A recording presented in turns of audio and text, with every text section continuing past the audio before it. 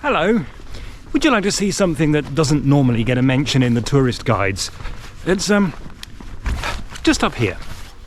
It's a wayshrine, a common feature not only in parts of Germany, but also in parts of Austria, Hungary, Spain and Portugal. This one was placed in a very prominent position in a tiny village, and although I haven't been able to find out very much about it, it has a rather creepy inscription that probably relates to the reason that it was built here, but to my mind raises more questions than it answers. Wayshrines might be erected for a number of different reasons. They might, for example, mark a scene where a crime took place, like a robbery or a murder, or perhaps to give thanks for some good fortune, or sometimes even simply to remind passers-by just how important it is to pray. The oldest wayshrines date back to the 14th century, but the tradition continued into the modern day. And besides the religious purpose, they also had a practical benefit. Because they were often erected to mark accidents, they tended to be near important roads, and so could serve as landmarks to help travellers find their way. In parts of southern Austria, the saints depicted on the shrines point the way to the churches dedicated to them.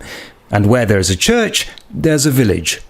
Incidentally, this shrine is actually a recycled gravestone. Now, this may seem horribly anachronistic. I mean, after all, religion is becoming far less important these days. But the fact is that for the last 1,000 years or so, it has been inextricably intertwined with the history and culture of Europe. Entire wars that completely changed the political face of the continent have been fought over religion.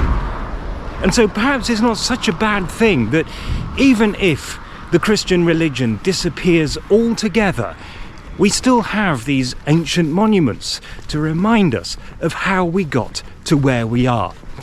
And even today we like to mark violent or important deaths with flowers and candles, which in a way are like temporary way shrines, and sometimes we erect permanent monuments as well. But all of that aside, there is something that I've been promising myself for a very long time now to see, and it's in this village.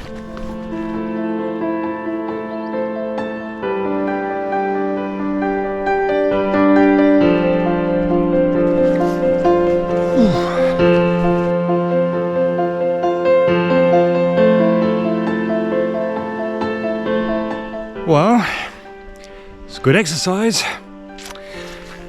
Let's go.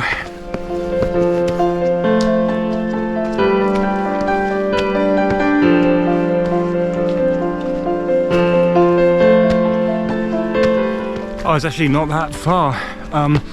But I should point out it is actually starting to rain. Yeah, I timed this one well, didn't I?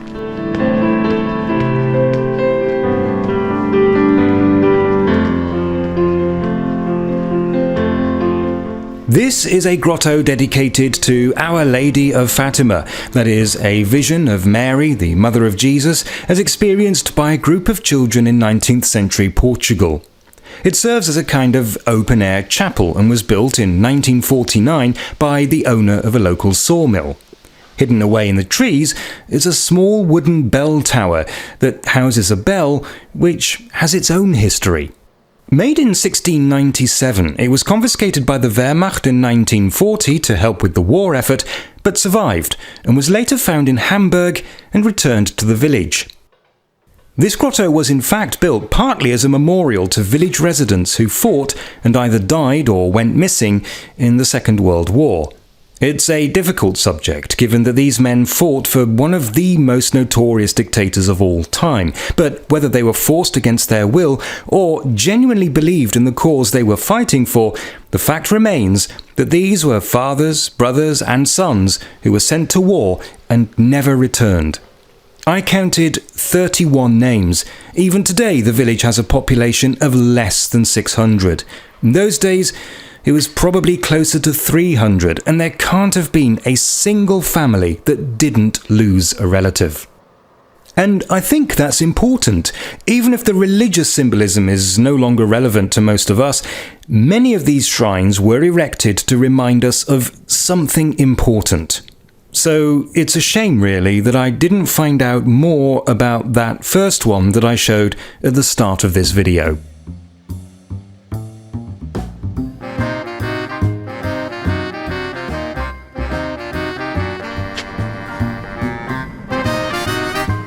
Accident, or maybe to give thanks for some...